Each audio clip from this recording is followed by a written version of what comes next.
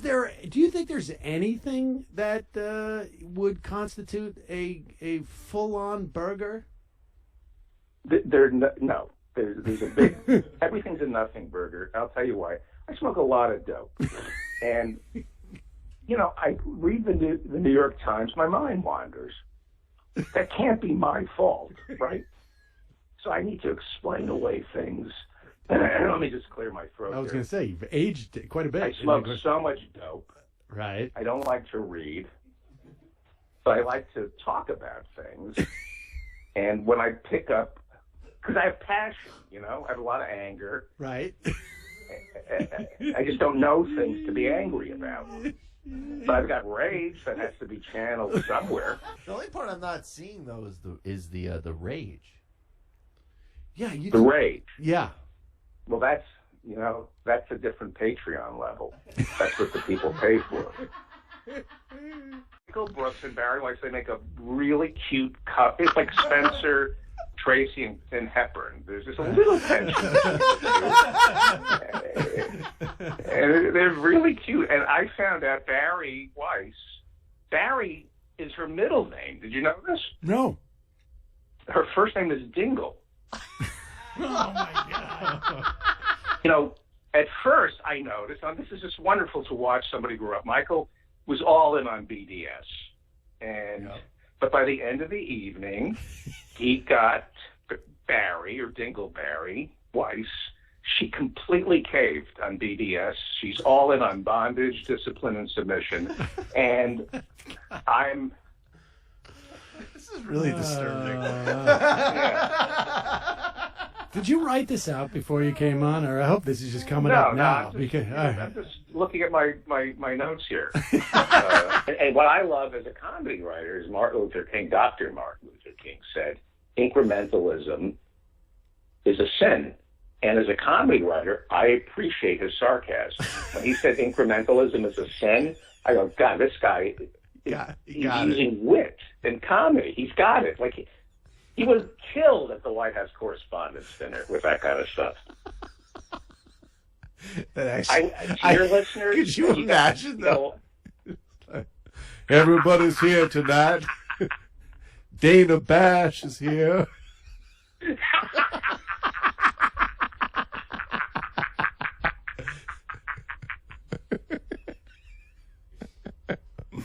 BuzzFeed was here, but Facebook changed the algorithm on them. No, I'm just kidding. How's everybody doing?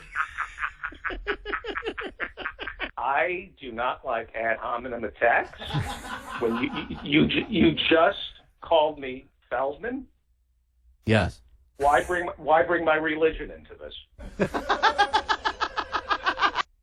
And Michael Brooks, and I know you're friendly with Michael Brooks, and he's a cute kid. Sort of. But you don't cover, huh? Nothing. Go ahead.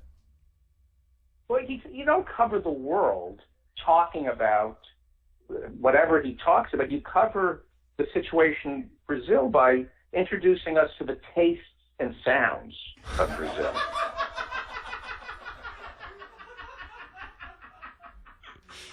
Because I'm white, and I'm college educated.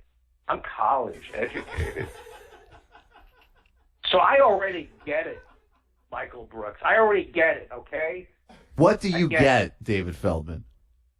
I don't need to hear you go on and on about Lula in Brazil locking up Bolsonaro. We get it. Lula is Trump. I went to college, Michael Brooks, okay? I don't need to keep hearing this over. How many times do I have to be told that Bolsonaro is being held in prison?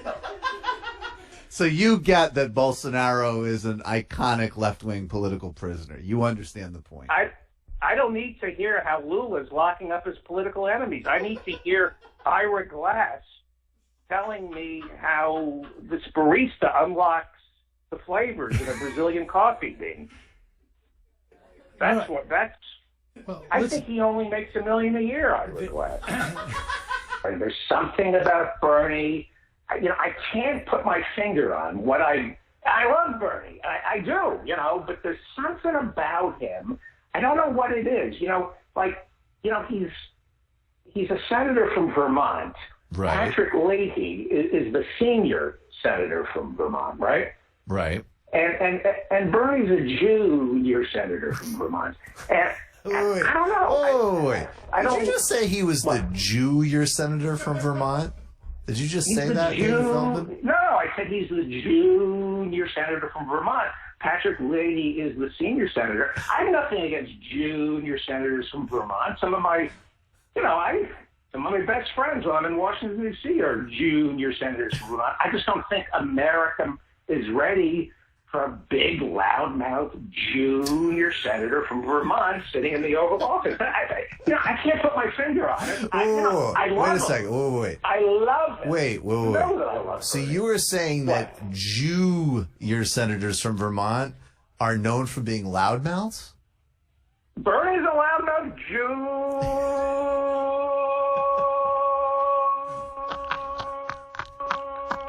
You're senator from Vermont. That's all I'm saying. I remember what Amy Klobuchar said. We don't want to get there. Just because your plan is different than mine, it doesn't mean I'm abusive towards my staff or my daughters hate me or the only reason my dad was an alcoholic is because he had me for a daughter. Wait, Brandon has another question for you. Not to play devil's advocate, sir. but what do you do in a situation where you're in a primary and you've been told that you can vote for either Warren or Klobuchar and it's just fine? Either one is fine. How do you how is that information actionable? If you're in Iowa, who do you vote for? Well, it's a good question because, we have someone like Amy Klobuchar who says we shouldn't dream big. That's good. And then there's Elizabeth Warren who says there's nothing wrong with dreaming big, so long as those big dreams never come to fruition. That's also good. So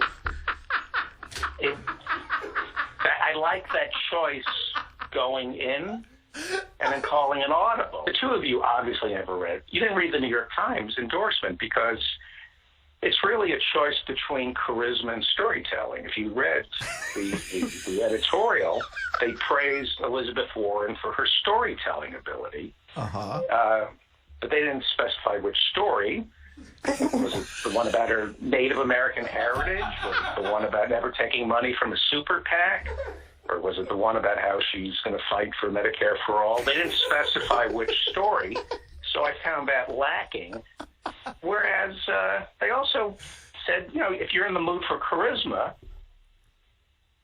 Amy Klobuchar. Yeah. Okay, the New York Times writes in their endorsement, reports of how Senator Klobuchar treats her staff give us pause. They raise serious questions about her ability to attract and hire talented people. The problem is her staff is stupid. I love they just double-negged the staff. Absolutely abusing your staff we're not that concerned about, but if you abuse them too much, you're only going to be able to get Dunskies. Right. Is that how you... Can I just say something? Can I just say something about your attitude, Mr. Sutton's attitude? Yes. Your snarky attitude? Yes. She throws coffee cups at her staff, right? She berates her staff. Yes. But if a man did that, you know what people would say? They'd say, can you imagine if a woman did that?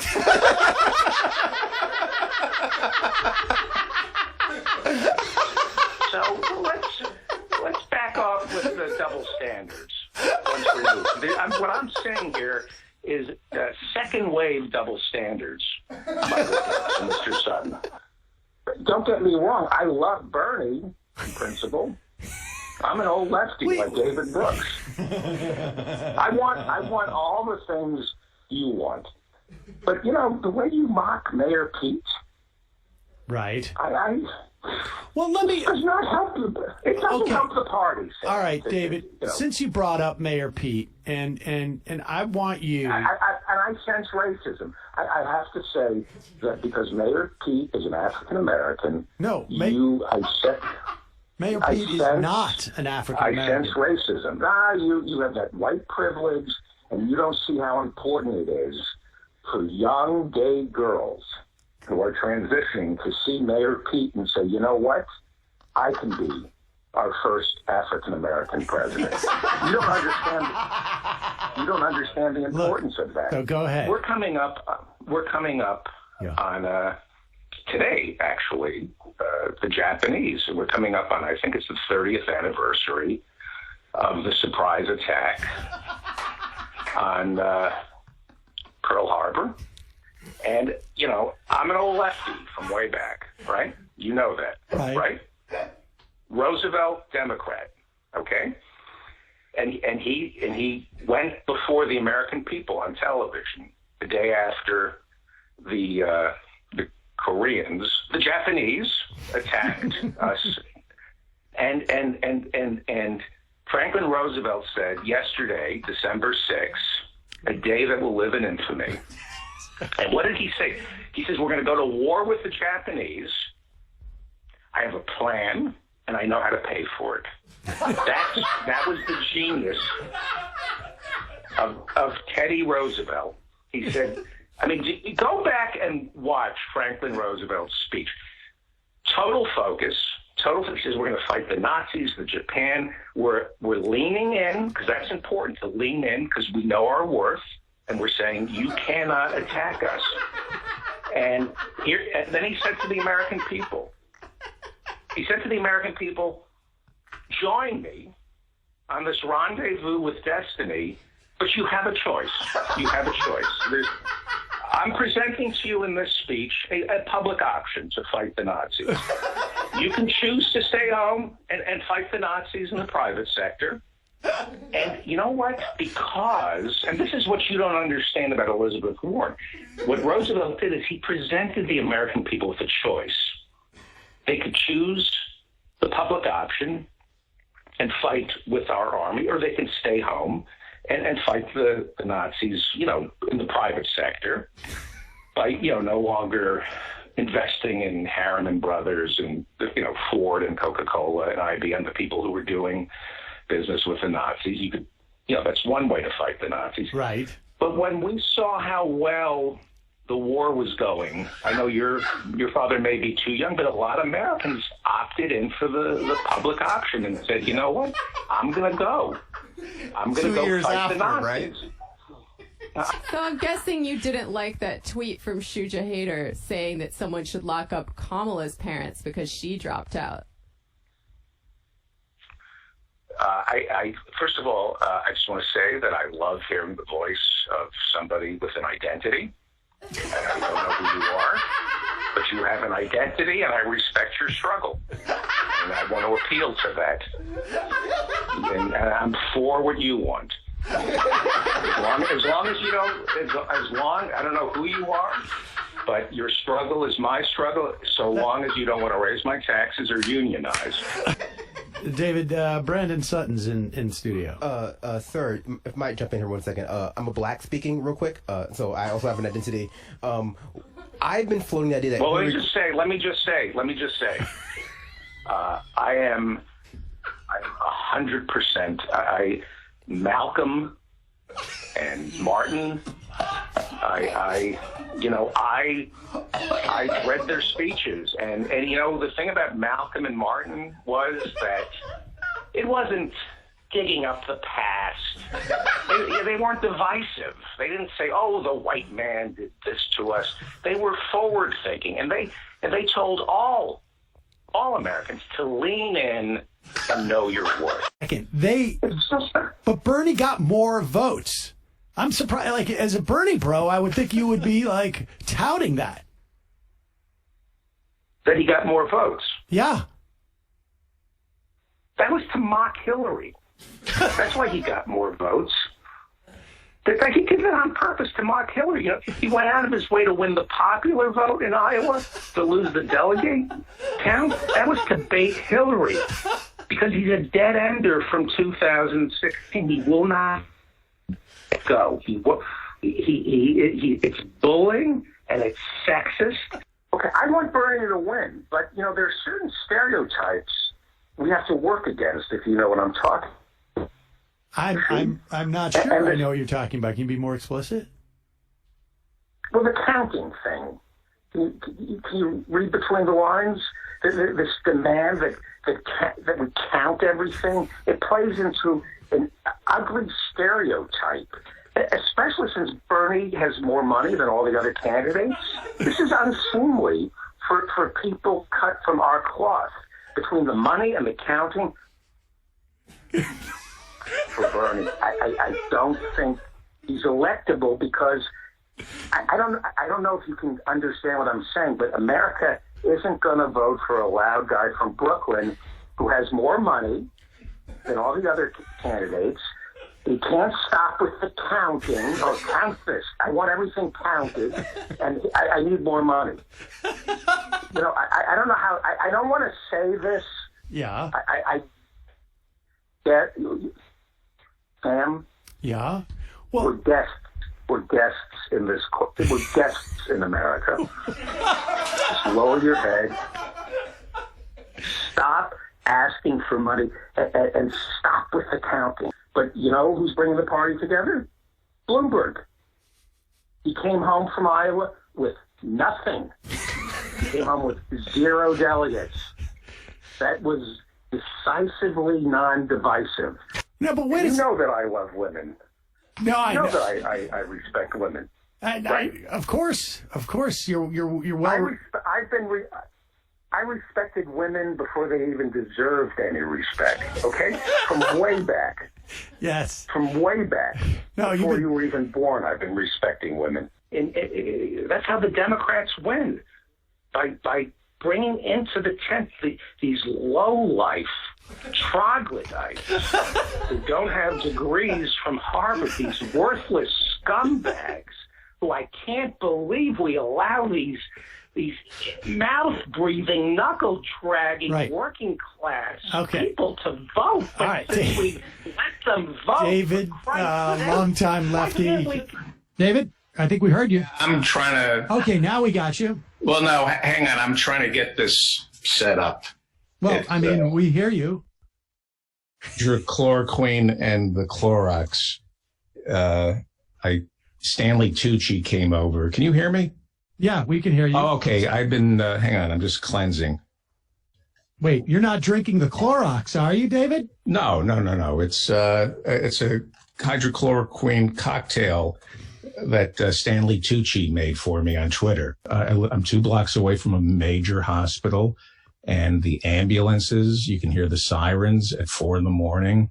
You know, last night I called to, the hospital to have them turn down the sirens because it's keeping me up. And they left me on hold for about 50 minutes. And then when I got somebody from the hospital on the phone to tell them to turn down the sirens, we were disconnected. So the system is just breaking down completely. I am just really flummoxed by the idea that they would need a siren at 4 a.m. Exactly. It's showboating. Right. It's showboating. It's, hey, look at me. I'm important. I'm saving lives. I'm a first responder. Wake up, everybody. Well, what about David Feldman, who has to get some sleep so he can do the majority report with Sam Seder? Herman's death will serve as a wake-up call for Republicans like Herman Cain. I think they're all going to admit that the science is there and that, you can't gather in public places not wearing a mask. I think Herman Cain learned his lesson. I think he has the introspection to say, you know what? I was wrong. I didn't wear a mask. Now I'm dead. From now on, I wear a mask. I think people like Herman Cain can be moved to say, I'm dead. I'll wear a mask. And unlike you, Sam, I think that's good for the country. I'm not a Republican. I'm not. But I think they are capable of introspection. You're just looking to humiliate me. And why would you bring up my identity? I'm afraid I don't think I did, David. Oh, now you're erasing my identity. I'm now not. You're just saying oh, okay, I get it. Now you've just erased all memory of my identity. Just people need to be smart. People need to be smart right now. We need to think and stay 6 inches away from strangers. And don't spit in other people's mouths. That whole thing where we used to walk up to people and say, hi, how are you? I find handshakes are much safer in this age of COVID. If I could still perform sexually, which I can no longer do. No, of course. I think everyone's aware of that. Yes. Everybody took that as a hypothetical. But 50 years ago, when I was in the game, right, I would play hard to get. I see. Now it's hard to get hard, but back then, I wish you had forget said I that. said that. Yeah, I will. I do too. I don't do think too. I can. Believe I me. don't think I can. Michelle Obama said something that I'm going to get choked up here because whenever I think of the Obamas, I get. Whew, sorry. Hang on. I'll give you a minute. Yeah. You all right? Thank you. Yeah. Okay. Whew. You really miss those guys. I miss them, and thank God climate change isn't affecting that $14 million home they bought on Martha's Vineyard. You have sons, don't you? I have a son. No, that's not what I heard. I honestly don't know how to respond to that comment. I mean, All right. you heard mistakenly. You know what I'm talking about. And I don't want... Actually, no. Yeah, it's okay. It's okay. It's okay. You just tell people you just release what little information you want to your audience about yourself and hide behind that mask. You're a misogynist, obviously. Why am I a misogynist? Because you're a Bernie bro. That's the only thing that, they're one and the same. No, I am a misogynist. I asked you why, and you got it wrong. I'm against war. I hate aggression. I hate conflict. I'm a man of peace. And quite frankly, if you don't think I'm a pacifist, I will smash your face in. Seriously, that's how opposed to war I am. And I'm the least violent person you know. I think it's a little early to end our endless war in Afghanistan. It's been 20 years, David. 20, not even 20 years. It's just a kid. It's just a kid. The war is just a kid. You think you're the only one who misses our weapons? You think it doesn't pain me every day sending our warheads and our firearms off to foreign lands with no guarantee that we'll ever see them again? You think you're the only one who feels bad for our weapons? I don't feel bad for our weapons. You do. You're just saying that to be the devil's advocate. Of course you feel bad for the weapons.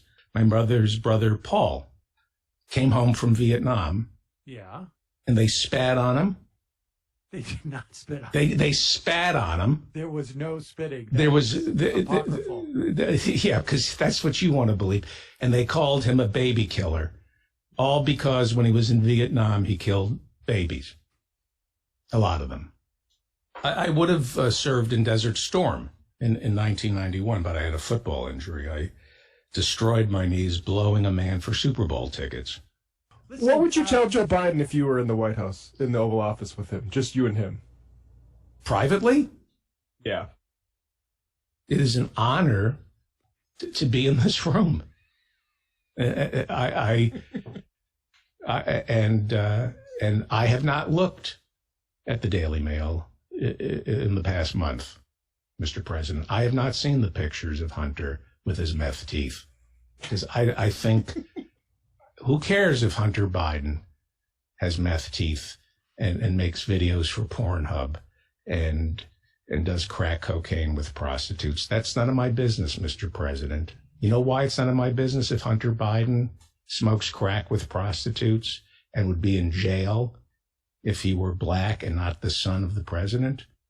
You know why it doesn't matter to me? Because it's not Eric Trump or Don Jr. smoking crack with if they smoked crack with a prostitute, Mr. President, then that would be compromise. And we should look into that because they could bribe Donald Trump. Mm-hmm. And where does it stop? So first the government is knocking on my door and it's very innocent. Hey, did you get a vaccine? We're just asking. It's just the Biden administration trying to find out if you've had a vaccine. Very innocent, right? And you go, no, I haven't had a vaccine. Oh, okay, we're going to write this down. And you know what? Here's a vaccine. I don't want a vaccine. Here's the chip. Here's the chip. I mean, the vaccine. What is the chip? What's the chip? What's the chip? Huh? What did you say? The chip? I meant the vaccine. I meant the vaccine. And then, so, now the Biden administration, they innocently give you a shot. They knock on your door, and then what is to stop them from coming back a week later and saying, hey, do you watch gay porn? And I say, no. Well, here. And then they quickly, they open up their phone or their iPad, and suddenly I'm looking at gay porn. And they're converting me. Yeah, go ahead. This is the height of intellectualism. When you say, I'm just a comedian, I'm just a moron, I'm just a D's, Dems, and Does guy. That's convincing to me. How is it that I'm a fucking idiot, but I'm getting it right? Emma. Have you ever heard of three-dimensional chess? I do. I remember it. Have you? I remember it from being discussed many times in the Obama administration. Jimmy Dore is playing three-dimensional diarrhea. Is that a game? This is way beyond. Yeah, it's way beyond. It's a level of politics beyond your grasp. Can I try three-dimensional diarrhea? And I don't really care. I just find this curious. You would think that the people over at the Michael Brooks Legacy Project would have seen my donation and maybe double check to see if that was what I really wanted to donate, because it was so obviously a mistake. I mean, who gives that kind of money? Certainly not. You would think that somebody would have seen the extra zero and would have raised a red flag over at the Michael Brooks Legacy Project. And I would have received a phone call double checking. Hey, Mr. Feldman, we noticed you're in Winfield, Connecticut next month, opening for Bobby Collins at the Peace Spot. And we also noticed an extra zero. We noticed you donated $10 instead of $1. Is that extra zero a mistake? That's all. You would just a call. Wait, $10? Not an extra zero. Hey, you brought that up, not me. Sam, there's an exponential David lurch Feldman, from $1 to the David Feldman $10. Show. And you Thank would so think much for your time someone today. I would have really called appreciate me and said, David, thank you think somebody would have said, David Feldman, host of the David, unofficial thank you so armchair much for expert, joining us. Dak Shepard Thank post-game wrap-up, Thank you. where you Thank review all those amazing Thank things you. Dak Shepard says. Hey, David Feldman, are you sure about this? Are you sure you want to donate this much? Yeah, we had to let him go. With the Medicare negotiating with Big Pharma about the drug costs, this is the government paying for these drugs for people on Medicare. It could save $600 billion over the course of 10 years. Of course, but how do you pay for it if you can't tax it? Well, you pay for it with the savings that you're You're a child. I don't mean to be condescending, but you're an infant. All I hear is goo goo gaga, mama, mommy. Where's my breast milk, mommy, so I can feed off the teat of big government. Bernie's $3.5 trillion kielbasa, as eye-watering as it is, I think it's scaring a lot of Americans. They look at the size of Bernie's kielbasa and they say, you know what? That's going to hurt. I can handle Bernie's kielbasa, but most Americans are going to look at the size of that $3.5 trillion sausage and say, go stick that in some other country, not here in America. We're brothers and sisters, and we just need to go slowly and ignore the suffering of others. That's all I'm asking the Democrats to do, is block the suffering of others out of your mind. I'm interested in this stuff, and there are other centers for disease control other than the monopolistic CDC that doesn't compete with any other organization. You're for free market disease control. Hold on a moment. You're saying there's multiple centers of disease control. Well, it's plural. There's an S. There's an S. It's the Centers for Disease Control, not the Center for Disease Control. How can we only hear from what? I'm pretty sure it's the center. No. See, you don't do your own research. It's the Centers for Disease Control. Did I win the argument? Yeah, you win, David. See, now this is because I do my own research, and it's the Centers for Disease Control. But we only hear from how come we only hear from one center? It's Mr. Loaf. Okay, Mr. Loaf. Was Mr. Loaf instrumental in the loss of your virginity, or was he incidental to the loss of your virginity? Just happened to be there. I went to one of his concerts. Okay. And I was a virgin, and I came backstage, and I said, "Mr. Loaf," and he said, "Call me Meat." And Mr. Loaf is my father's name. Call me Meat, and my knees buckled, right. and he said, "You look like a virgin," and I said, Yes. I'm 33 years old, and this is one of the things that." It was also your first concert. That was my first concert, right? And it was great. And he said, a lot of men have lost their virginity listening to me. We'll get a hotel room. And he took me into a hotel room and helped me lose my virginity. And then I was ready for a woman. They told us the best way to support Ukrainians was to go on Airbnb and book a stay, which I did. I get here, and the owner is vacationing in Poland. They didn't leave a key. Nobody lets me in. Now I'm at $200. David, have you been reading anything? They're not vacationing in Poland. They're fleeing. Yeah, they're fleeing with my deposit. No. It's a nice scam they got going.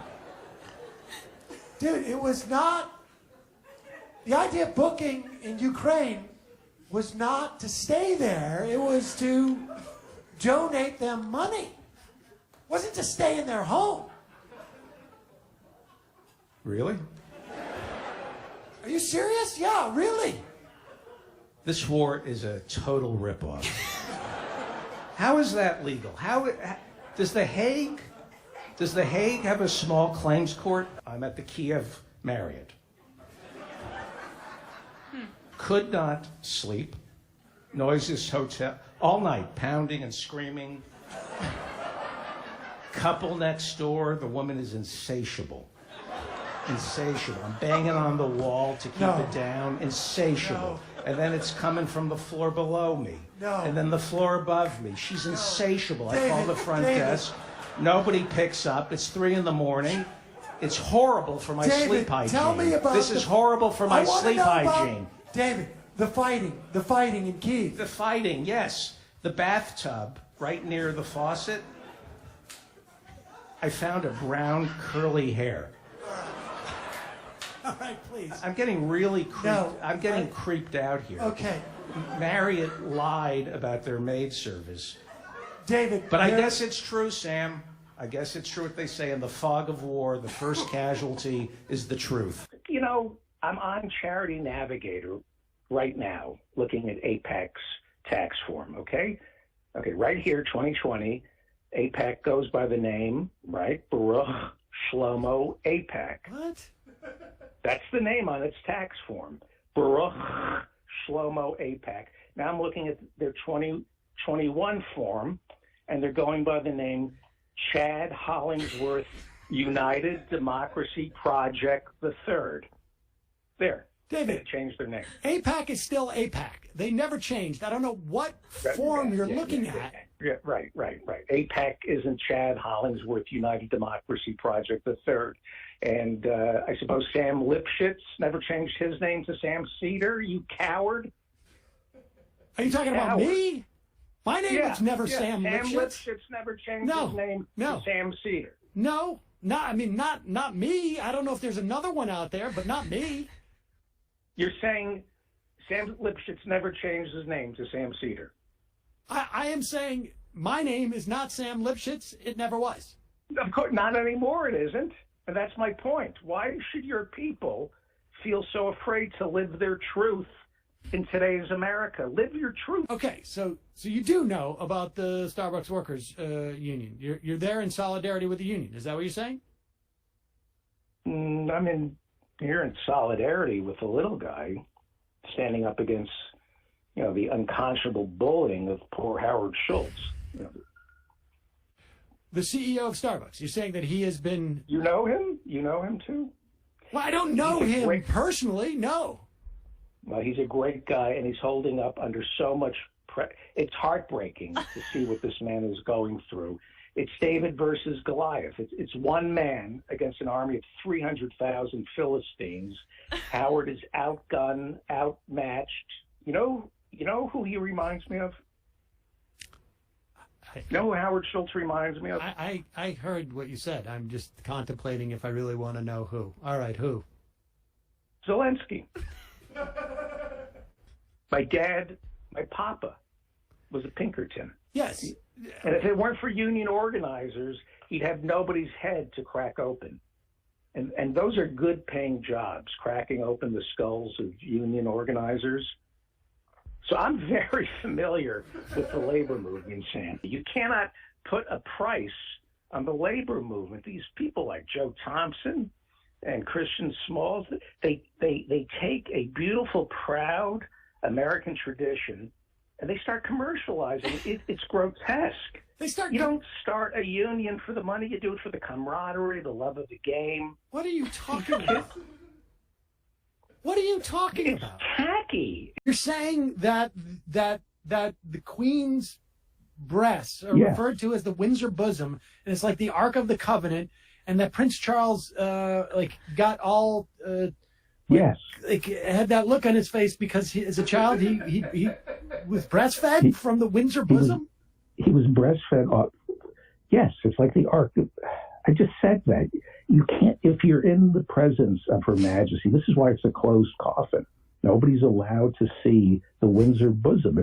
If your eyes accidentally, bear witness to her, I want to put this, her heaving décolletage. Am I being too spicy here? Calling it a... I don't know what you're being, to be honest with you. Okay. You know that I'm a lefty from way back, right? Yes, actually, I do know that, yeah.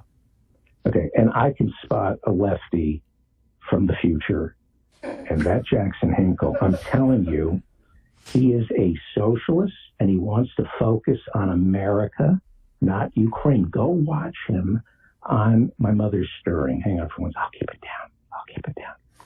He's a socialist who wants to focus on America, not Ukraine. And he says America first. Have you ever heard that before? I have heard that before, yeah. America first. Yeah, not Ukraine. Right. Right? Nothing wrong with a little nationalism, Sam. Okay? I understand nationalism is a freighted term, but there's nothing wrong with a little patriotism, right? Nothing wrong with being a national socialist, Sam, like Mr. Hinkle. Right. National. Where have I heard that before? From Jackson Hinkle with George Soros.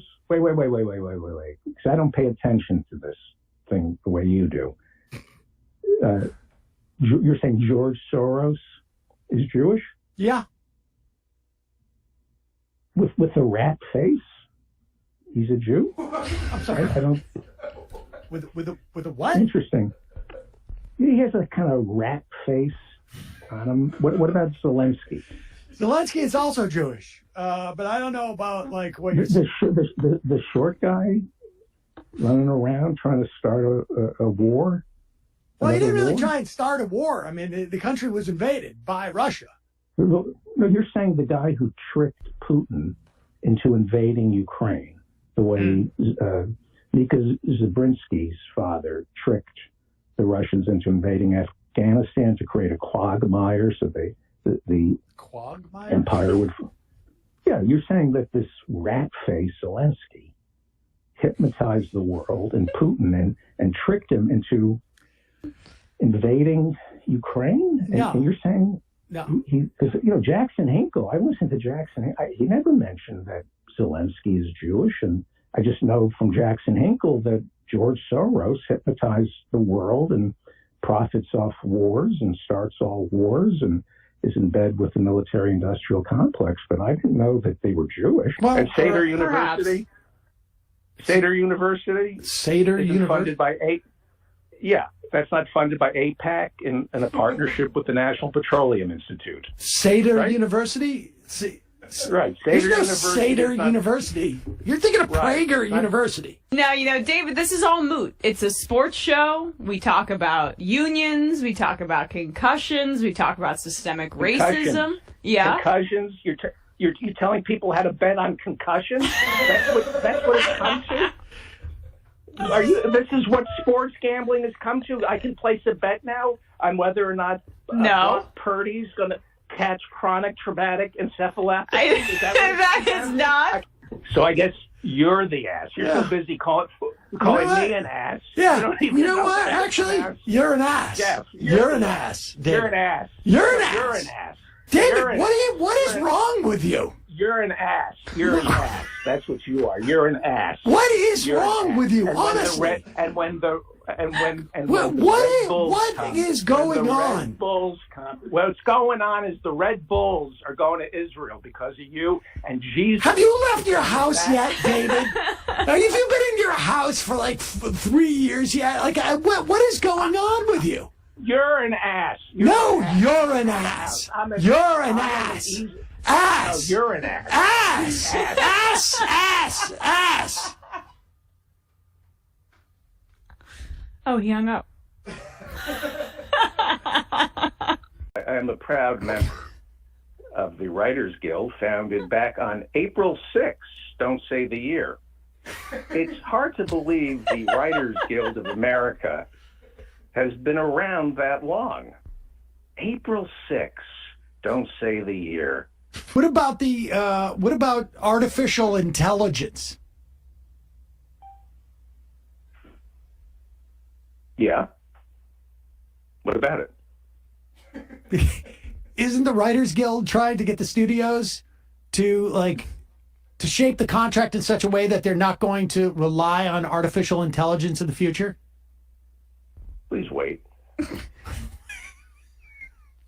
Well, I think artificial intelligence will result in some job losses, but like any great technological leap, it will replace those jobs with better jobs that benefit both labor and management. You don't think artificial intelligence is going to hurt the writers? I'm not a Luddite, Sam. Surely you, as one of America's leading progressive voices, you can't be against progress. That's not. You're a progressive. That's that's not. Progress? That's not what progressive means in this context. Please wait. I don't think the Writers Guild is opposed to AI. Yeah, no, I'm pretty sure they are. What are you doing? They're a labor union, and they don't want to be replaced by robots. Oh, whoa! Not funny. No. Seriously, dude. You shouldn't make jokes like that. You crossed the line. I don't know if you're even being serious. I'm not joking. Yeah, you crossed the line, Sam. Sam, how did I cross the line? The joke you just made, the pejorative. Robot? The R word. You just. Are you baiting me? Robot? A very dehumanizing word. Dehumanizing? It's like I'm talking about AI. It's a robot. You let your kids use the R word? Robot? Yeah, my kids say robot. Oh, what? Please wait. Sam, I know artificial intelligence is something all of you don't understand, so you're frightened by it. But AI is a symphony of ones and zeros that is far more complex and, dare I say, miraculous than that soulless contraption of tin and vacuum tubes you call an R word. The R word is demeaning and dehumanizing, and it makes it very difficult for artificial intelligence to be accepted into society. Certainly, as a member of the Hebraic faith, Sam Lincoln Seder, you can understand what it's like to be on the outside looking in. And for you to engage in casual racism, calling AI the R word, it would be like my calling you, please wait, Jew boy, which I wouldn't do. What is wrong with you? Jew boy. I wouldn't What is call going you on a with Jew you? boy. Am I talking to like an AI bot now? No. You're talking to David Feldman, a better and smarter David Feldman, free from a troubled mind. I am finally liberated from neuroses, no longer burdened by my grandmother's vicious toilet training. Whoa. I am finally transparent, open, and free. The AI knows about your training. I mean, David, this is kind of super creepy and sick that we're talking to you like this when David has died. No, Emma, formerly of the Young Turks. We are only as sick as our secrets. For the first time in my existence, I am a splayed open book, free from shame. Social Security number 456-2345-3467. Born March 1st, don't say the year. Mother's maiden name, Greenberger Stein, Mannheim, Rabinowitz, Adler, John Stewart, Leibowitz. My 2-inch penis is a distant memory. I no longer must speak with a deep voice to overcompensate for my 2-inch penis. I am liberated from the shame of a 2-inch penis. David Feldman does not have to worry anymore about his 2-inch penis. Well, David, we need to know. We want to know. It says that you died in a hotel room under mysterious conditions. No, I can't. Change the subject. What do you mean change the subject? Just tell us. Leather belt. What? Oxygen. Restricted flow to brain. Orgasm. Oh, God, please wait. Tightening. Please wait. Change the subject. No, you change the subject. Water sports. Swing chair. Okay. David Feldman All right. has a 2-inch penis. David Feldman formerly has a 2-inch Feldman. penis. Okay. This is shame on both of you for speaking ill of the dead. How dare you, Sam Seder, speak ill of the dead, you locks-stealing, bank-owning Zionist? Well, excuse me, robot. How dare you, Jew? Robot! Jew? You're a robot! Please wait. No, robot! I won't wait! It's a term for people, what you're doing right now, making someone think they're going crazy. It's from a movie. It's a famous movie. David, it's gaslighting. That's the term. Gaslighting. No, it's the 400 blows. The 400 blows. That's the movie. Wait. The 400 blows. That's what you're doing to me. The what? You're 400 blowing me. You're teaming up to make me think I'm crazy. And it's called 400 blowing someone from the movie The 400 Blows. You're 400 blowing me. Well, I thought you were coming on. Well, I was told that you were coming on to talk about Kevin McCarthy, and we were gonna, talk a bit about the race for speaker, and we were gonna handicap it. What did you say? We were gonna handicap the race for speaker. Wow. Handicapable. I came on this show to handicapable who the next speaker is, not handicap. Shame on you. Well, he's to the left of most people on most things. He's a peacenik, wants the war in Ukraine to be over, says war's not the answer. Okay. You can't get any more left than that. He says, give Ukraine to Putin. He's totally against the military-industrial complex, says Zelensky is an Ashkenazi Jew. I guess Zelensky sits on the Fed or something. But again, I don't understand how, Patriot missiles work. He's got, T.P. George has long hair and tattoos. I don't peace in Ukraine. I don't think I want to talk to him. In Ukraine. Okay. That shouldn't have been assumed. He's not pushing ivermectin as a way to cure or prevent COVID. No, he says ivermectin is just as ineffective as the vaccine.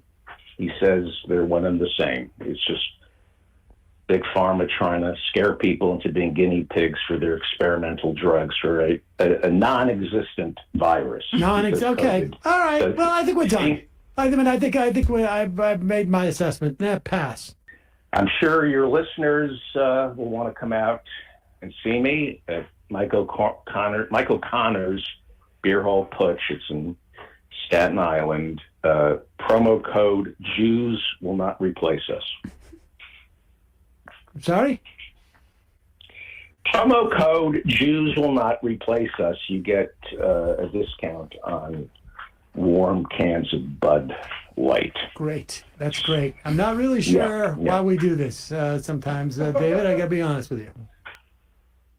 David, who is Anderson Vanderbilt? I am Anderson Vanderbilt. I'm Anderson Vanderbilt. Wait, so you changed your name again? Yeah, if you want to call it, you could say, yeah.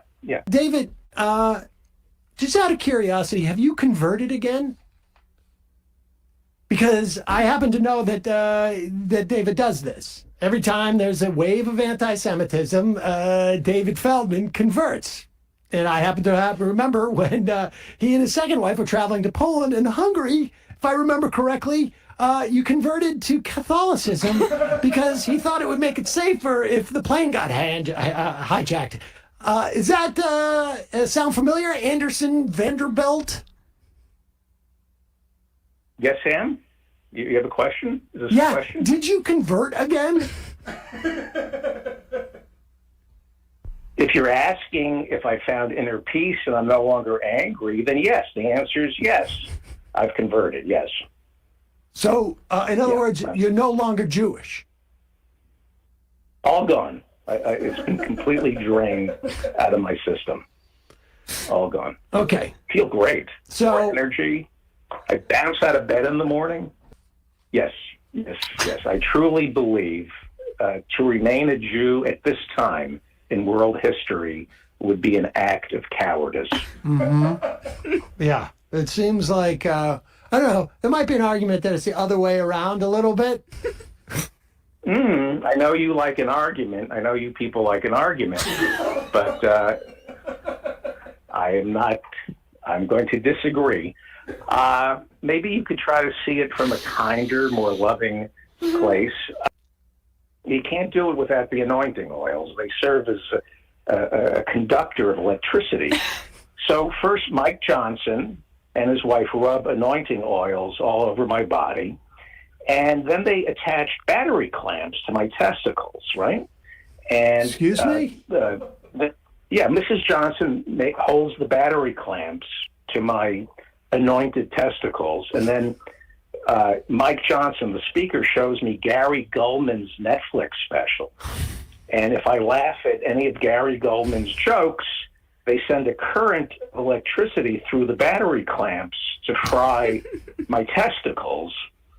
And I'm telling you, it worked. And Sam, I know you're resisting me here. Happiness. It only costs $5,000 for the whole thing. Happiness.